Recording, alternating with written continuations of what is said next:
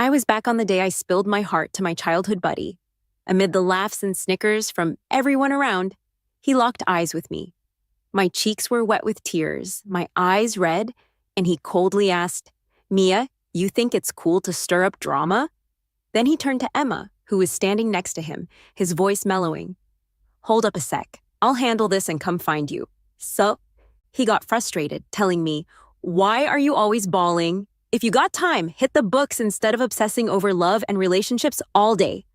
Annoyed, I pushed him aside and tripped backward, crashing right into the school troublemaker, Jake, who had been watching the scene unfold with a grin. "Baby!" I clung to Jake, crying my eyes out. When I was 18, Jake was still around. Everything could still be fixed. Before Jake passed away, he made me promise to live to 100 before coming back to him. I agreed, but ended up breaking my vow. Just 3 days later, I rushed after him. As my eyes closed for the last time, I gave myself one excuse. If I see him, I'll say I dreamed he was hitting on other ghost girls down there. But honestly, I wasn't dreaming at all. I couldn't sleep without him. When I opened my eyes again, I was back at 18. I was holding flowers, surrounded by the cheers and chants of the crowd. Confess, confess. The sea of people surged around me, but my eyes immediately found him. A head of striking blonde hair in the corner, standing unnoticed. His gaze swept over me, casual, yet intentional. As I stared at him, tears started flowing uncontrollably. I opened my mouth to speak, but before I could, Jake's voice cut in. "Mia, you think it's fun to make a scene?" Dazed, I realized the boy in front of me was frowning slightly, his expression cold and detached. The lively vibe paused for a second until Sophie broke the awkwardness. "Jake, you need to confirm your acceptance speech." Jake turned to Sophie, his demeanor softening. "Wait a minute. I'll handle this and come find you." The gentleness in his tone was rare. Sophie, like Jake, was a top student. People often joked that the two were a perfect match, academic whizzes destined for each other. But Sophie rolled her eyes at the idea. "I'm not some girl who only thinks about love all day," she snapped back. Jake respected her for that. He even told me once, "I don't like girls who only have love on their minds." But back then, I was head over heels for him. I foolishly thought confessing on my birthday wouldn't embarrass me. Later, I realized he couldn't stand emotional games, just like now. He impatiently took the flowers from my hands. "If you've got time, hit the books instead of obsessing over love all day." The crowd murmured. "Look, Mia's crying again. She's been chasing Jake for years, and now she's just a joke. So embarrassing." In my past life, I did cry out of shame, but this time, my eyes were only on that blonde-haired guy in the corner. I stared at him, tears streaming, my lips too shaky to speak. Seeing me like this, Jake frowned and sighed. "Mia, why are you always crying? So annoying. Move, you're blocking my view." Without thinking, I shoved Jake aside and ran straight to the guy I thought I'd lost forever. Baby, you're alive. I'm so happy," I cried, clutching his warm chest, breathing in his familiar scent of sunshine. Jake's body tensed. "What the? Are you crazy? Who are you calling baby?" His face turned bright red. "Mia, who do you think you're calling baby?" Jake's furious voice came from behind me. In my past life, I often pretended to be tight with other guys to make Jake jelly. He'd get mad but always cool down later. But this time, the boy I held was the one Jake hated the most. A troublemaker. I cried harder, gripping Jake's shirt. "Baby, you're really alive. I can't believe it." My hand slipped under his clothes, desperately checking for the fatal wound he had in our past life. "Whoa, what the hell?" Jake exclaimed, utterly freaked out. "What are you doing?" "Take off your shirt and let me check." His face flushed bright red. "I'm a decent guy." "Okay," I cried even harder. "Please, baby, let me see. I'm begging you." He didn't know what to do with his hands, nervously fidgeting. Finally, he leaned closer and whispered, "Fine. But only after everyone's gone." "All right." Watching this, Jake's voice rang out, full of disdain. "Mia, don't you feel ashamed making such a scene in front of everyone? I'm not going to play along this time." He turned and walked away. The crowd quickly dispersed, murmuring as they left. Jake looked down at me, half mocking. "The show's over. You still not letting go?" I shook my head, clinging to his neck tightly and crying uncontrollably. I'll never let go for the rest of my life. At 18, I hadn't broken my leg yet. I hadn't sunk into depression. At 18, Jake hadn't taken a knife for me. Everything could still be saved. Jake looked at me in disbelief and threatened, "If you don't let go, I'm out." I sniffled, nodding. "Okay." He sighed, scooping me up and walking out of the classroom. As soon as we stepped outside, the principal's voice boomed from the hallway. "Jake, why aren't you training? And what are you doing carrying a girl like that? Acting indecent in public." I refused to budge, holding onto him tightly. Embarrassed, Jake blushed furiously and stammered, "Sir, her leg is broken, so I'm taking her to the nurse's office." The principal's tone softened slightly. "You've got a kind heart, kid. Good for you." Hey. In my past life, Jake had carried me to every hospital, accompanying me to countless rehab sessions. Now, as people moved away, Jake stared at me, exasperated. "Mia, seriously, what's your deal?" Still holding onto his neck, I pouted. "Baby?" His expression twitched, and his ears turned red. "Stop calling me that," he hissed. "But you're my baby," I replied stubbornly. "You're my baby," I persisted. "You're my favorite baby." His face looked like it was about to explode. "Mia," he said through gritted teeth. "Do you remember who tossed my love letter yesterday?" I froze, caught off guard. Jake had confessed to me once before. Back then, I had stomped on his letter in anger and sneered, "I hate guys like you, dumb jocks with no brains." The irony wasn't lost on me. I wasn't exactly a genius either, just a flexible dance student. But my disdain for Jake wasn't genuine. It stemmed from Jake's hatred for me. Because Jake hated fools, I took it out on Jake, who was the type he despised most. I blinked and put on my most sincere expression. "About that. Yesterday was actually a test. I was checking your loyalty. Promise, baby. From now on, I'll only love you." Jake's lips twitched. "Can you stop calling me baby?" I shook my head. "Nope." He sighed in defeat. "Fine, whatever. Call me whatever you want." Holding me like a koala, he sighed again. "But Mia, you're a person, not a monkey. Can you get off me now?" I clung even tighter. "But I want to hold you a little longer." "Baby." He swallowed hard, his Adam's apple bobbing. At 18, Jake was so adorably fierce, like a harmless puppy trying to act tough. Jake carried me to his uncle's house. His great-uncle was a bit eccentric, always mumbling superstitions and doing fortune-telling at the end of the alley. The old man glanced at me and immediately frowned. "Her eyes are bloodshot. She's clearly being followed by something." He pulled out some yellow paper and quickly drew a talisman, handing it to me. "This will ward off evil spirits," he declared solemnly. Jake set me down outside the house and said, "Wait here. Don't follow me. I'll be right back." Of course, I didn't listen. I sneaked up to the door and overheard him speaking softly. "Uncle, is there a way to keep her safe? Forever?" Hearing that, my heart soared with joy. See, he's already crazy about me. In this life, Jake, it's my turn to run toward you. I stayed with the Shen family. Our families had been close for generations, and they arranged our engagement when we were just kids, at 10 years old. When my parents passed away unexpectedly, Jake tightly held my hand and said, "Mia, you still have me. I'll always be here for you." I moved into the Shen family's home. His parents were kind to me, and Jake's mom treated me like her own child. She even hired the best dance instructors for me, and my wardrobe was filled with beautiful clothes she bought. But no matter how good they were to me, I wasn't their real daughter. They initially saw me as their future daughter-in-law. That changed after my leg injury left me unable to walk normally. One day, Jake's mom sat me down and said, "Mia, we've always cared for you like our own daughter, and Jake sees you as a little sister. Don't worry, we'll find you a good husband someday." At dinner, Mr. and Mrs. Shen served me food and asked about my schoolwork. Their kindness felt hollow, especially after remembering what they said in my previous life. It was almost laughable. I put down my chopsticks and said, "Uncle, Auntie, I'd like to stay in the school dorms. It would help me focus on my studies. And as you know, my grades aren't great." They looked surprised. "The dorms?" The conditions there are so poor. How would you live there? Don't stress yourself too much, Mia. Jake can tutor you.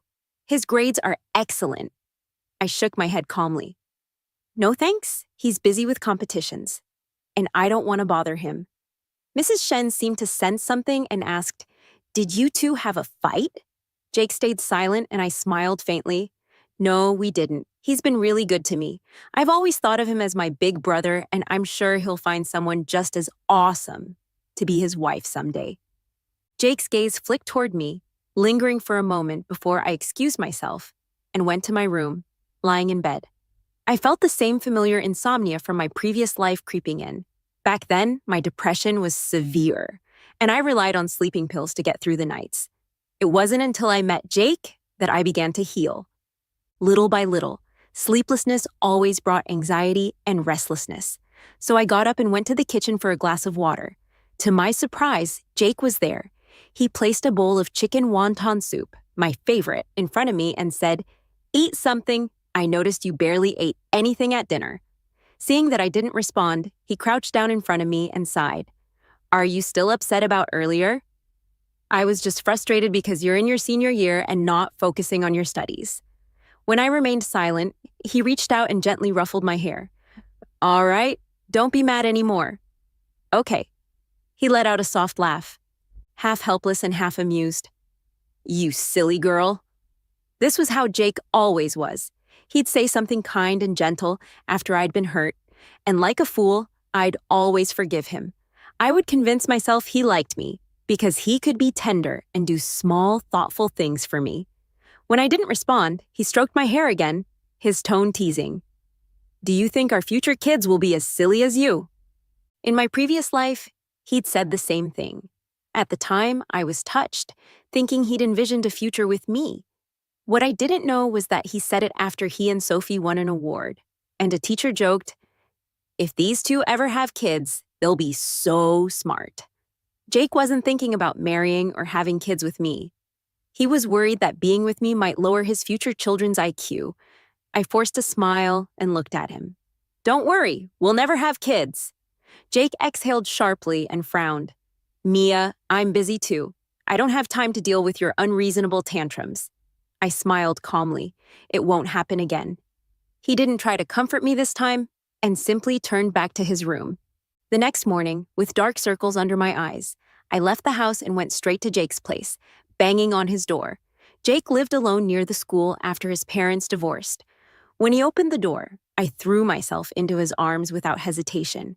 Baby, I want to sleep with you, I declared. Mia, what the hell?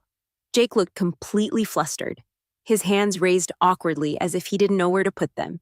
Mia, what's wrong with you? I'm not offering that kind of service. Jake barked, clearly on edge. I clung to him tightly, my voice trembling with exhaustion and tears. Baby, I really just want to sleep. He was losing it, muttering curses under his breath. Fine. Sleep. Sleep. He stormed into his bedroom, and I followed successfully. As soon as I lay on his bed, he grabbed a pillow and headed for the couch. I quickly grabbed his hand. Where are you going? To sleep on the couch. We can't share the bed, he said bluntly. I held on to him pitifully. I can't sleep if you're not next to me. In our previous life, having Jake by my side was the only way I ever felt comfortable enough to rest. I refused to let go, tugging at him while tears welled up again. Frustrated, he finally threw himself onto the bed. Fine, sleep then. But I'm telling you now, it's not me who'll lose out here. I'm a delinquent. You know, I'm capable of anything. He tried to sound threatening, but his red face betrayed him as he turned away and put as much distance as possible between us. I couldn't help but grin and snuggled closer, wrapping my arms around him from behind, as my hands instinctively slid lower. He shot up, clutching the blanket around him. Mia, what the hell are you doing? I looked at him innocently, holding onto his arm. You make me feel safe. Safe for you? What about me? He held on to himself defensively, like a chaste guy guarding his virtue. Sometimes I really think I should call the cops on you. I pouted. But you love sleeping naked with me hugging you? His jaw dropped. Excuse me? Since when? In our last life, after we got married. You insisted on it? I replied, smirking. You even forced me to join you, saying skin-to-skin contact was more comfortable. I have to admit, though it really was, Jake stared at me, completely baffled. Mia, have you been possessed by some kind of demon that needs a man's energy to survive? I leaned in playfully. If I have, will you let me take some? His face turned a deep shade of red. Not a chance, he sputtered. Let me tell you something. I'm a good student, and I absolutely do not date early. I pouted dramatically. But I can't sleep without hugging you. He ran a hand through his hair, clearly torn. Finally, he sighed in defeat. Fine, but just hugging. Okay, I'm begging you here. He flopped back onto the bed with a mix of frustration and resignation. I couldn't help but marvel at how cute and clueless 18-year-old Jake was. At 25, he was suave and a bit of a flirt. But 18-year-old Jake? Pure and irresistible, like a clueless puppy. I grinned mischievously. Can I just take a little peek at you? Peek at what? He sat up as if his tail had been stepped on, his ears burning red. Mia, are you even a girl? He didn't understand. At 28, my desires were way more developed than his innocent 18-year-old self could imagine. I bit my lip in frustration. Baby, even if I call you Dad, you won't agree. Huh. Fuming, he wrapped me tightly in a blanket, like a burrito, pressing it down firmly. Sleep and stop calling me baby. I nodded obediently. Okay, baby. Jake sighed, utterly exasperated. But there was something comforting about his familiar scent and heartbeat. My Jake was back. I gazed at his 18-year-old self and whispered, Jake, I'm not possessed. I've actually come back from 10 years in the future. I'm the 28-year-old Mia, he scoffed. Oh yeah? Why not say you're a goddess who's descended from heaven? I'm serious. I really am from 10 years in the future. I insisted. He rolled his eyes. Fine. You're from Mars for all I care. I smirked, an idea popping into my head. I leaned closer and whispered, You have a mole in a certain place? He froze, his body stiffening. His face was a mix of shock and disbelief. What the hell, Mia? When did you sneak a look at me? Jake asked, narrowing his eyes. I paused before answering. 7 years later? I hesitated, his curiosity piqued. Are you really from 10 years in the future? I nodded earnestly, and he couldn't resist asking, So in 10 years, did I win the world championship? Of course, you became a world champion at 22, I replied enthusiastically, and by 25, you'd completed the Grand Slam. No one in the world could compete with you? Damn, I'm that amazing, he said, his face lighting up with excitement. Then he turned to me, his tone softening. What about you? Did you become a famous dancer? I lowered my head slightly and nodded. Of course, and we got married. His voice held a mix of nervousness and careful hope. Really? Did we get together after high school? Yes, I said, smiling. After you won the world championship at 22, you proposed to me in front of everyone. His eyes sparkled with joy. Did we have kids? I smiled and nodded. Yes, after we both became unmatched in our fields. You retired at 28, and I gradually shifted my focus from the stage to teaching. That was the year we had our first child. My nose stung as I suppressed the wave of emotions threatening to surface. The truth was, in that other timeline, he never proposed after winning the world championship. I had stumbled through life aimlessly, and it wasn't until I was 25 that Jake pulled me out of the darkness, only for me to drag him into it with me. But now, at 18, we still had time to make everything right. That night, I slept peacefully, waking up refreshed. Jake had left early for training. He'd been swimming since he was 7 or 8, enduring over a decade of grueling, repetitive practice to push his body to its limits. The hardships he faced were far beyond anything a student cramming for exams could understand. When I arrived at the classroom, I ran into my homeroom teacher. Oh, Mia, you're here. How's the rehearsal going for the graduation performance? I blinked, momentarily confused, before my deskmate chimed in. Mia's dance is amazing. She's choreographed everything so well. With Jake's piano solo, it'll definitely be stunning. Our class is sure to win first place. The teacher nodded approvingly. Great. Make sure you keep practicing. It hit me then that the graduation ceremony was approaching, and our class had planned a group dance performance featuring all the girls. The teacher had even encouraged us, saying this was a rare chance to chill together, and led the entire class to the dance studio for rehearsals. The performance was a classical dance, with Jake accompanying us on piano and vocals from the side of the stage.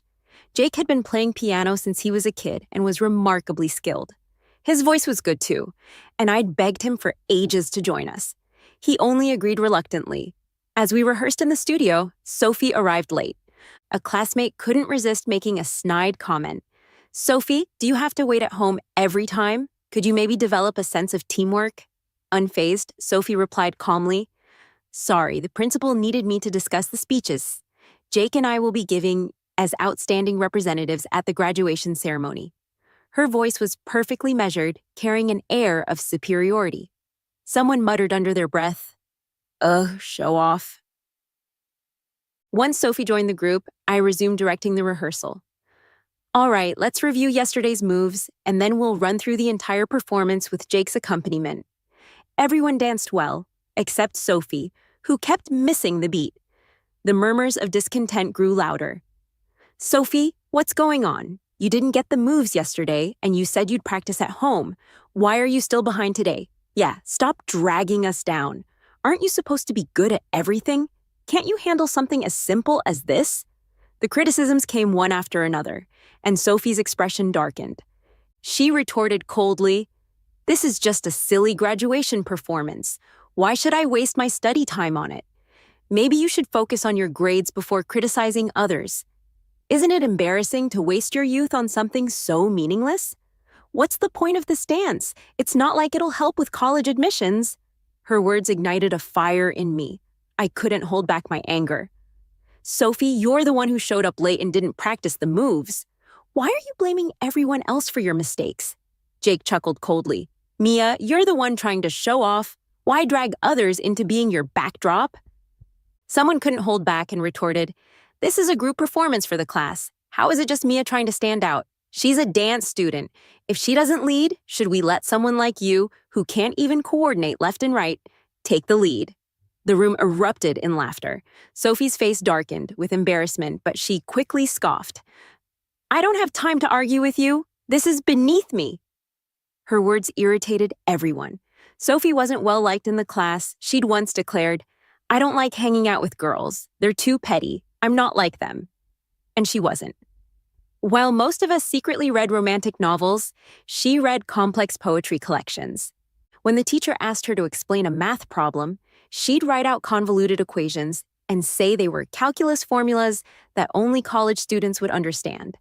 Probably only Jake could follow her. Many of the girls found her pretentious, but Jake saw her as a kindred spirit. He even thought I was the one leading the charge to ostracize and bully Sophie. Whenever he stood up for her, she'd dismissively say, "Forget it. I don't argue with fools," which only made Jake admire her more. Some classmates had joked that Jake, the academic prodigy, would only ever fall for a girl who could match him intellectually. Their conversations were always cerebral. Unlike his interactions with me, a simple-minded art student in his eyes, I clapped my hands and said nonchalantly, "If that's how you feel, Sophie, then maybe you shouldn't dance. After all, your dancing is pretty hilarious." Laughter erupted again, and Sophie's face turned red with anger. She couldn't even respond.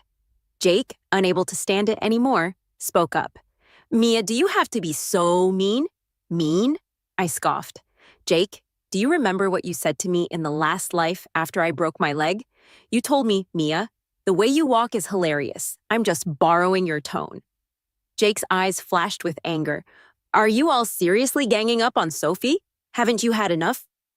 He turned to Sophie and declared, "If you quit, I'll quit too." Sophie's eyes reddened with emotion. "Jake," I shrugged with a smile. "That's great. Go ahead and quit." In the previous life, Sophie didn't want me to shine, so she intentionally fell during the performance, right in front of Jake. Instinctively, Jake bent down to help her, and the performance ground to a halt, plunging into awkward silence. The class panicked, losing the rhythm and fumbling through disorganized moves. The incident, however, brought Jake and Sophie praise. Their academic excellence already endeared them to the teachers, and the homeroom teacher commended Jake's actions, saying, "Friendship comes first, competition second." The teacher even gave them a special award for their camaraderie. During the award ceremony, Sophie waved at me and said, "Mia, could you take a picture of us?" The entire audience gave them thunderous applause as they beamed brightly for the cameras, while the girls in our class cried quietly backstage. After Jake and Sophie quit, the class struggled to salvage the performance. Someone suggested, "Mia, maybe we should just play the music without dancing." I waved my hand. "No need. We have someone who can step in."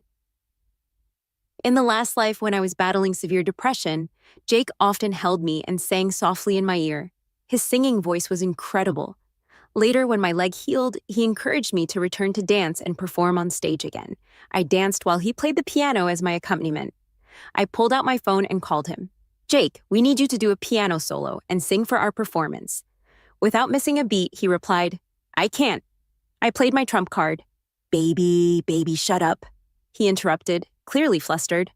Fine, I'm coming." I couldn't help but laugh. His response was practically Pavlovian by now. Fine, I'm coming." I couldn't help but laugh. His response was practically Pavlovian by now. Jake, begrudging but quick, arrived soon after. When Jake and Sophie heard about it, they couldn't believe it. "Jake, how could he possibly fill in for the performance?" Jake sneered. "What can a jock even play on the piano?" In Jake's eyes, both athletes and art students were destined for failure. But his skepticism didn't dampen our enthusiasm. When the lights came up and the performance began, I led the entire group of girls in a graceful dance. The soothing piano notes in Jake's deep, melodic voice filled the auditorium, leaving everyone stunned. The applause and cheers from the audience were deafening. "That was incredible! Our class is amazing!" Someone joked, "Jake, what other surprises are you hiding? You might as well debut as a singer." After the performance, Jake walked over to me, a proud smirk on his face. "So? Didn't embarrass you?" "Right." I looked at him, practically seeing pink hearts in my eyes. "Baby, you were amazing." He raised his head smugly. "Of course I was. Our performance was a huge success and unsurprisingly won first place." Jake and I went on stage to accept the award on behalf of our class. The principal looked at us with great satisfaction. "I never expected our students to be this talented. In previous years, we've always chosen top academic performers to represent the school. But true excellence lies in well-rounded development. I believe our students will shine in all fields in the future. So, Mia and Jake, why don't you both give the speech as our outstanding representatives?" We were caught off guard by the suggestion, scanning the audience. I noticed Sophie tightly clutching her prepared speech, her face full of frustration. Jake's gaze met ours, his expression unreadable, standing on the stage. I took a deep breath. "Hello, everyone. My name is Mia. My mom was an exceptional classical dancer, and under her influence, I started dancing at the age of 7, from basic training to countless falls and getting back up. I've never once thought of giving up. Dance has taught me not only grace, but resilience, determination, and the relentless pursuit of dreams. My dream is to attend the Beijing Dance Academy and win the Taoli Cup." Jake stepped forward, his tall figure standing confidently. "Hello, everyone. I'm Jake, an athlete who loves swimming. From the fear and despair of nearly drowning at 8 years old to the freedom I now feel in the water at 18. Every day of training has tested both my body and my will. Failure, pain, and doubt have never stopped me because I have a dream." He paused, his usual playful demeanor replaced with unwavering determination. "My dream is to attend the Beijing Sports University and win an Olympic gold medal." The applause from the audience was thunderous. At 18, the dreams we had left unfulfilled in another life felt closer than ever. After the awards ceremony, we stepped off the stage, surrounded by our classmates, the girls huddled around the trophy, eager to take pictures. "Let's get a group photo," someone suggested, smiling. I turned and waved at Sophie. "Sophie, could you take a picture for us?"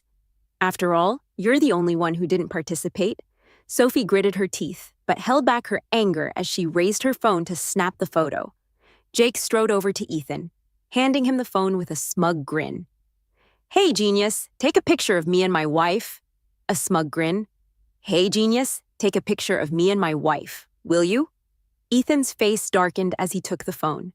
After snapping the photo, he handed it back curtly. Is this okay? Jake glanced at the picture and grinned cheekily. It's all right, but can I trouble you for one more?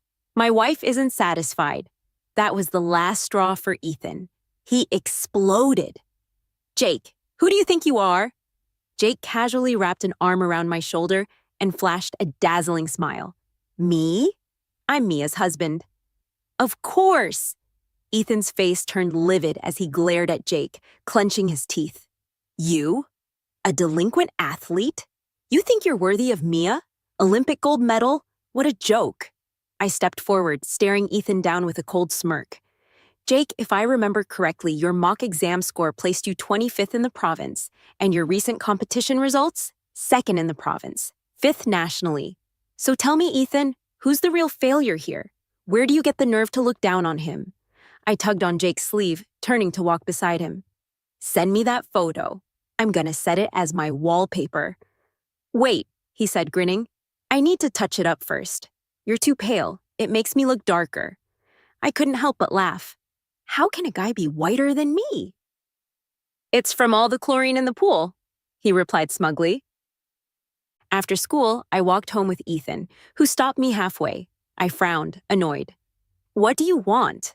He explained, Aren't you aiming for Beijing Dance Academy? I'll help you with your academic studies.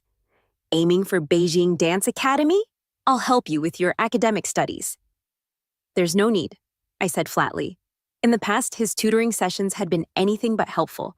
He'd always seemed irritated, unable to understand how I struggled with concepts he found simple. Every time he tried to help me, it felt like a chore for him. The thing with the performance earlier was my fault, he said, lowering his stance. His voice softened. Don't stay mad. All right. I let out a cold laugh. Ethan, I was never mad at you, and I don't need you to worry about my studies. If you're bored, why don't you go talk to Sophie about poetry or life philosophy? I don't like Sophie, he said quickly, trying to clarify. I promise. After the college entrance exams, I'll choose Beijing. Once we graduate, we'll be together. I raised an eyebrow, unimpressed. But didn't you and Sophie just apply to overseas universities? He froze. Mia, that's just to try it out. I don't actually plan on going. I found his response utterly ridiculous. In my past life, he'd made the same promise to me, said we'd go to Beijing together. But on the day of my arts exam, Sophie deliberately told me. Ethan asked me where I wanted to go to college. I said abroad. So he applied to the same school with me. Didn't he tell you?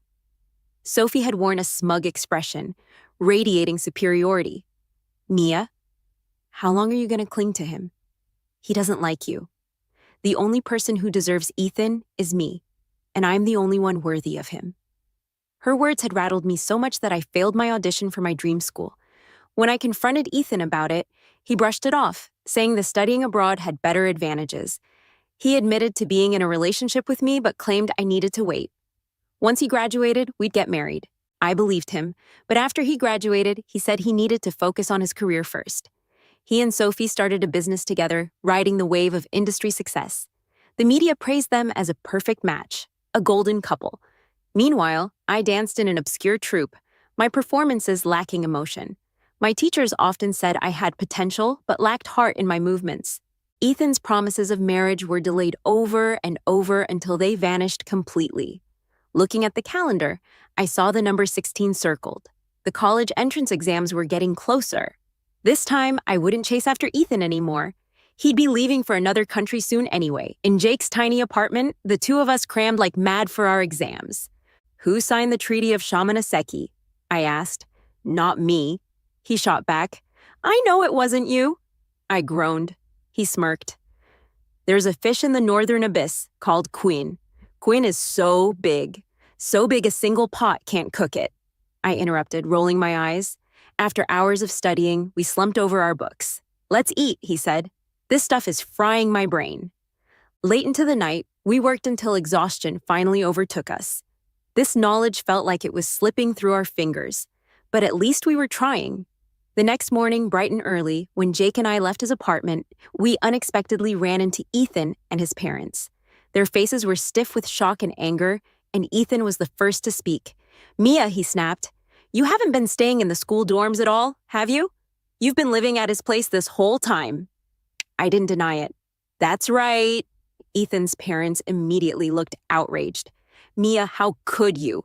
A decent young woman behave so shamelessly?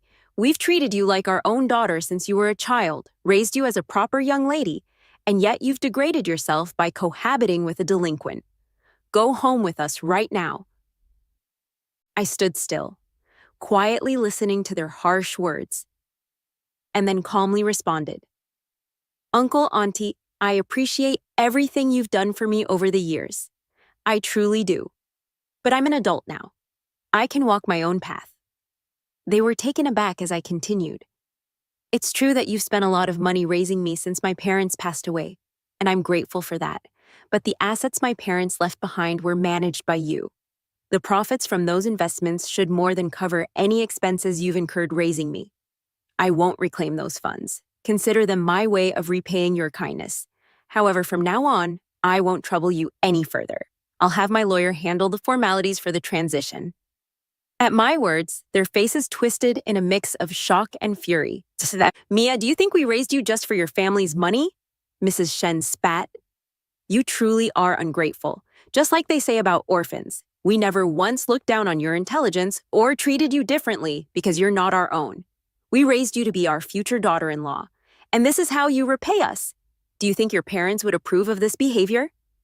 Watching from the afterlife, memories from my past life flashed through my mind.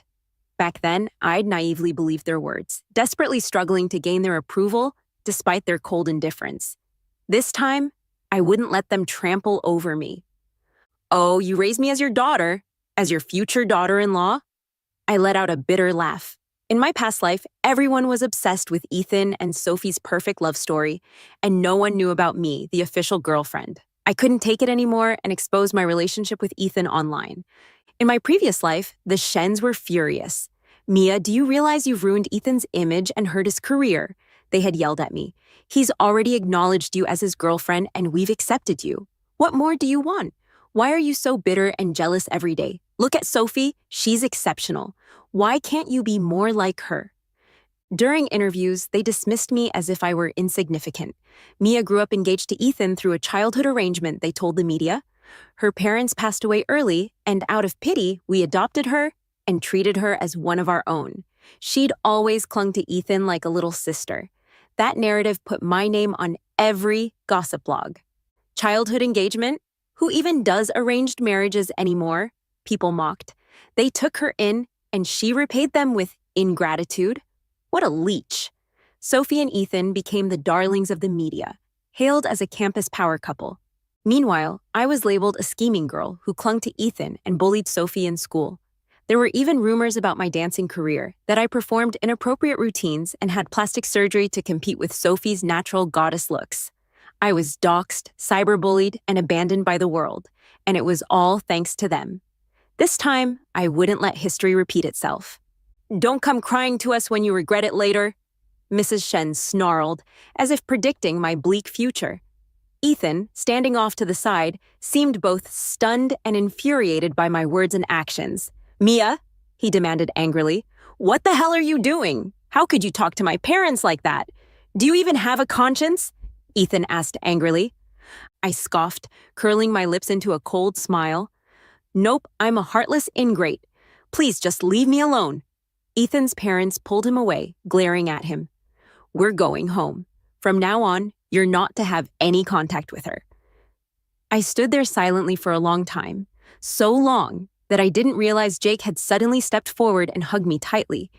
In a low voice, he asked, Mia, did you lie to me? Were you unhappy in your past life? My eyelids fluttered, and a lump rose in my throat. The truth was, we hadn't ended up together after high school. I'd spent years chasing Ethan, only to end up battered and broken. By the time I was 25, my depression had gotten so severe that I attempted suicide. I fell from the stage during a performance, and that was when Jake appeared. He told me, Mia, I'm a world champion now. Let's get married. I'll make you the happiest woman in the world and piss off those two scumbags. On the day we registered our marriage, he announced in front of the media, This is my wife. the girl I've secretly loved for years. People criticized him, calling him foolish and blinded by love. Many of his fans abandoned him, but he didn't care. He said, "Athletes prove themselves with results, not opinions." He took me to the best doctors, helped me recover my legs, and supported me through rehab. When I felt anxious, he played the piano and sang for me. At night, he held me as I slept, becoming my one and only remedy for insomnia. Slowly, I healed. Returning to the stage, I hugged him tightly, leaning close to his ear. "Every day with you is happiness." He gently patted my back, again and again, but I still showed up too late, leaning against Jake's chest. I made sure he couldn't see the tears in my eyes. I didn't tell him the whole truth, that our happiness hadn't lasted forever. Jake married me at the peak of his career. He'd achieved the Grand Slam and was a national hero. But an athlete's golden years are fleeting, and no one stays at the top forever. Expectations for him were impossibly high. Even placing second in a competition would lead to accusations that I was a distraction, pulling him away from his training. During one such competition, he was already injured and running a fever before the event. I begged him to withdraw, but a crazed fan attacked me with a knife, shouting that I was ruining his career. Without hesitation, Jake stepped in front of me, shielding me from the blade. As the college entrance exams approached, Jake and I juggled cramming for academics while honing our respective skills. Fortunately, his hard work paid off when he won the provincial championship in a new competition. Meanwhile, I poured everything into preparing for my arts exams. On the day of my test, I clutched Jake's gold medal for luck, rubbing it like a talisman. With its magical boost, I performed steadily and even ended up placing first in the exam rankings. After walking out of the exam hall, I wanted to give Jake a big hug to celebrate. But instead, I unexpectedly ran into a famous idol I admired. He was taller and even more handsome in person, and to my shock, he greeted me. "Hello, your dance just now was amazing. I nearly lost my mind with excitement." I immediately turned to Jake. "Take a picture of us," I demanded, practically shoving my phone at him. The idol glanced at Jake, whose face was dark with displeasure, and asked curiously, "Oh, who's he?" "He's my classmate," I replied casually. On the way home, Jake sulked, grumbling like a jealous lover. "Classmate? Just a classmate? Why didn't you call me your husband? Huh? Got what you wanted, and now you don't care. Right? I'm just a joke to you now." Just a sidekick."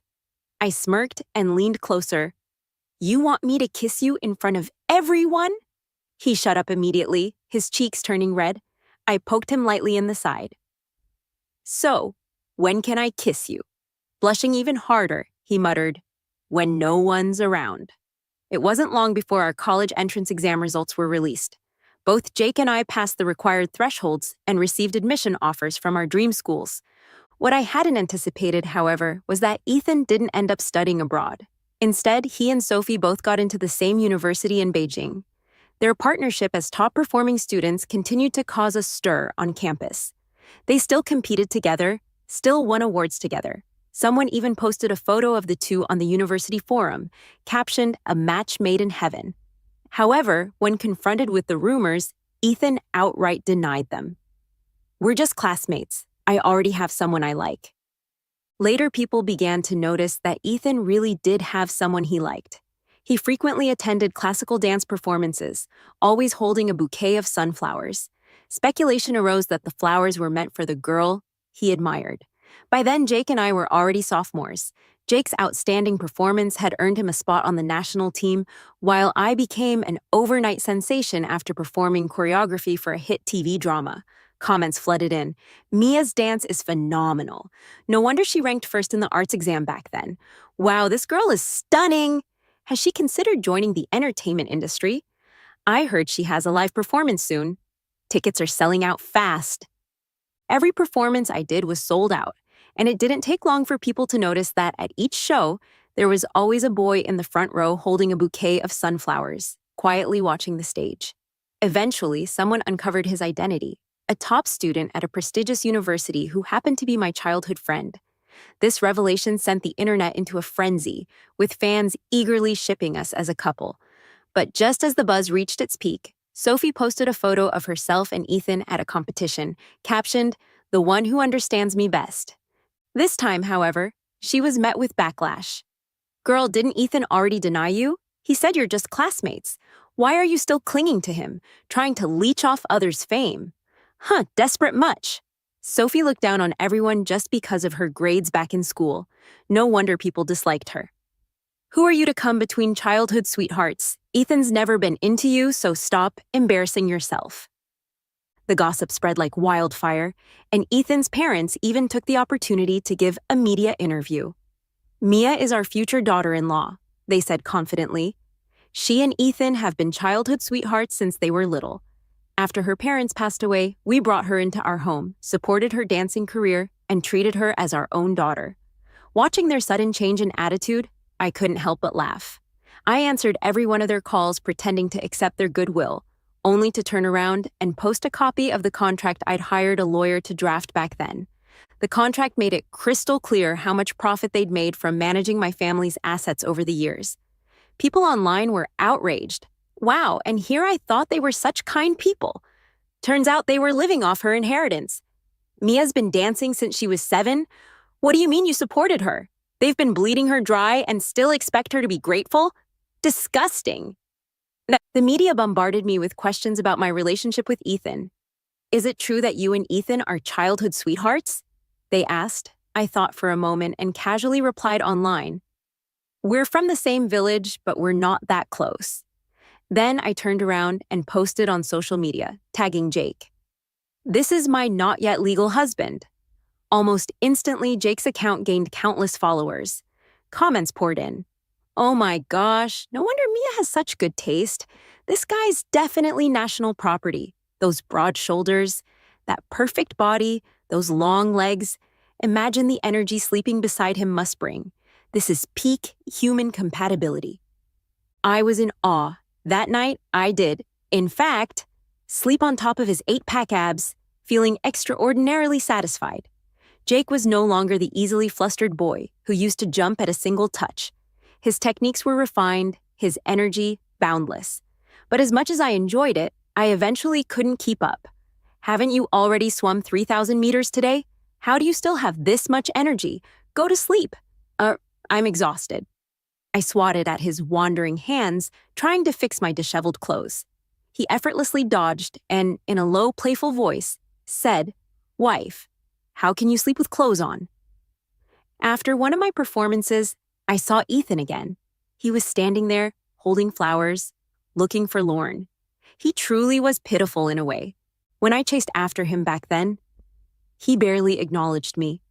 Now that I'd stopped, he clung to me like an unwanted stray dog. Mia, he began, his voice rough. I know I hurt you before. I did so many things that broke your heart, but I really do love you. All these years, I've been waiting for you to turn back and look at me. His head hung low, his eyes red as he spoke. I don't understand why you stopped caring about me all of a sudden. I took a deep breath, trying to steady myself. But the memories of my past life surged forward like a nightmare I couldn't escape. Jake, I said, my voice trembling, I once had a dream. In that dream, after graduation, you left me and went abroad with Sophie. You promised we'd get married after you graduated. So I waited for you, and waited, and waited. But when you finally graduated, you told me you needed to focus on your career first and asked me to wait again. Then you and Sophie started a business together. You spent all your time with her, admiring her, working side by side. To everyone else, you two were the perfect couple, a golden pair. No one even knew I was supposed to be your girlfriend. I clenched my fists, suppressing the bitterness that threatened to choke me. I begged you, Jake. I begged you to come see my performance just once. Even if you brought me a single flower, I would have forgiven you. But you never came. Ethan froze, his expression one of disbelief. After a long silence, he said, Those small venues, they didn't match my status. Do you know how busy I was every day? I laughed bitterly. Yes, you were busy going on dates with Sophie, traveling the world with her, meeting her parents. And me? I waited for you year after year. I was so unwilling to give up. But what did it matter? To everyone else, I was just the jealous, evil side character in your story. My voice broke as I continued. I was sick for a long time. Jake, I tried to kill myself over and over again. I thought maybe my pain would finally matter to you, but you grew tired of my pleas, of my emotional blackmail. You finally said, "Fine, I'll marry you if that'll shut you up." Ethan's face turned pale. "I would never." I cut him off. But right before the wedding, Sophie sent me her pregnancy report. And me? I fell off the stage and became a cripple. After that, your parents handed me a sum of money and told me to disappear from your life. And I did. I closed my eyes, my throat tightening. In the end, that's all there was. That's how it ended. Ethan stood there, stunned, scrambling to explain. Mia, no, I would never do that. I wouldn't. I'm not like that. I told you. I would always protect you, Ethan said softly, his voice tinged with desperation. It was just a dream, I replied indifferently, shaking my head. No, Jake, it wasn't just a dream. I may not be smart, but I'm not a fool either. I looked straight into his eyes. Do you really love me? No, you don't. You're just unwilling to let go. You're so clever. You know what I like, what makes me unhappy, and exactly how to comfort me, but you refuse to do any of it. You let me suffer over and over because you enjoyed the attention. You liked Sophie's admiration too. You just wanted it all. I exhaled sharply, my voice firm. Keep your cheap feelings to yourself. I don't want them, and you don't deserve me. After Jake entered the national team, he began competing in international events, constantly breaking his own records and dazzling the world with his brilliance. Meanwhile, I gained modest fame and focused wholeheartedly on preparing for the Towley Cup, the most prestigious award in the dance world. My mother's greatest regret before she passed was never winning the championship, and I was determined to pour every ounce of effort into fulfilling that dream for her. Jake and I barely saw each other. Our time together was limited to brief moments. On one rare occasion, we met near campus for a date. We had barely walked a few steps when a car suddenly sped toward us at an intersection. Without hesitation, Jake reacted instinctively, shielding me with his body. A deafening crash followed, and we both fell to the ground. Images of him covered in blood from my previous life flashed through my mind. My heart clenched as if an invisible hand was gripping it tightly. Trembling, I screamed his name. Jake, Jake, wife, I'm fine, he stammered, trying to reassure me with shaky hands. Don't cry, don't cry. It's just a scratch.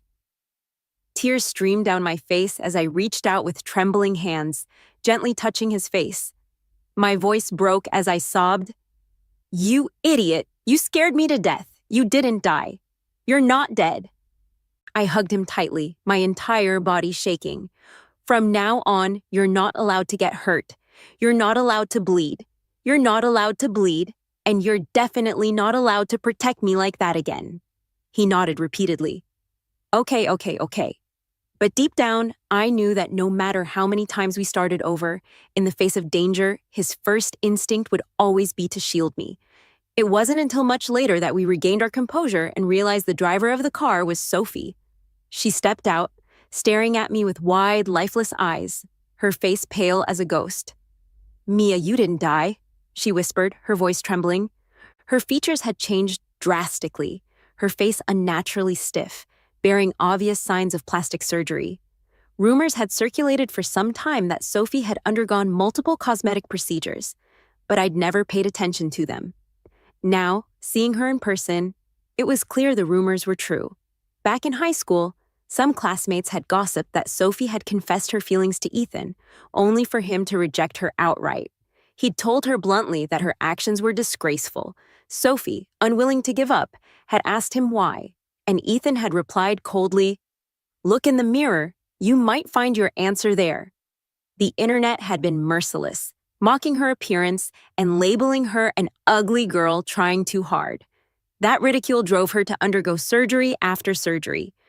But the more she altered her face, the less satisfied she became. It was said her family wasn't particularly wealthy, so she turned to online loans, which eventually caused her to fall behind in her studies. The school issued disciplinary actions against her, and when she couldn't repay her debts, she reportedly became the mistress of a middle-aged businessman. Now Sophie glared at me with wild red-rimmed eyes. Her voice was a hysterical scream. It's all because of you. My entire life was ruined because of you, Mia. She stepped closer, her expression twisted with madness. Why do you get to be adored by everyone while I'm forced to live in the shadows?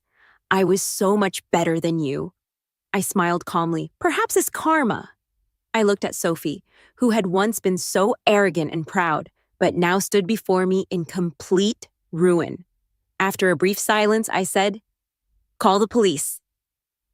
The year I graduated from college, all my hard work finally paid off. I won the Towley Cup. The moment I stepped off the stage, I saw Jake in the audience, holding a large bouquet of flowers and waving enthusiastically. I ran to him, unable to contain my joy, and jumped into his arms. "Did I look beautiful up there?" I asked, grinning. "Beautiful?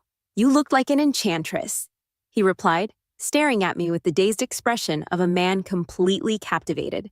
He joked about understanding why the infamous King Joe fell for Dodgy. I get it now. Totally get it. That same year, Jake represented our country at the Olympics. At 22, he powered through the water with unparalleled speed and determination, shattering the world record and surpassing expectations once again. During the medal ceremony, as the national flag rose, Jake's eyes reddened with emotion. When the reporters interviewed him afterward, he couldn't hold back his tears. "Thank you to my country," he choked out. "Thank you to my coach, and thank you to my wife." His voice cracked, and tears rolled down his cheeks. The more he cried, the harder it became for him to stop. The reporters, flustered but amused, turned to me. "You better say yes to him, or we'll never calm him down." I couldn't help but laugh at his antics. I walked over, hugged him, and slipped the ring onto my finger.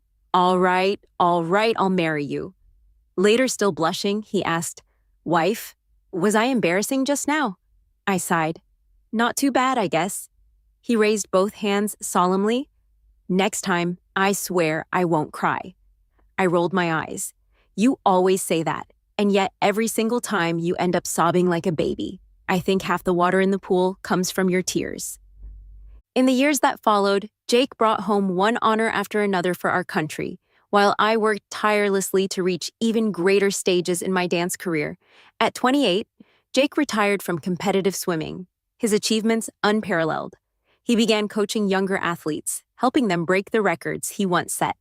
Around the same time, I stepped away from the spotlight, dedicating myself to teaching the next generation of dancers.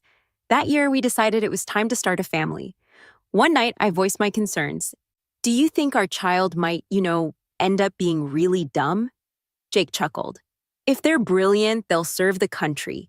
If they're ordinary, they'll serve the country. If they're ordinary, they'll make us happy. Either way, it'll be fine." Both of us had grown up without complete families or unconditional love.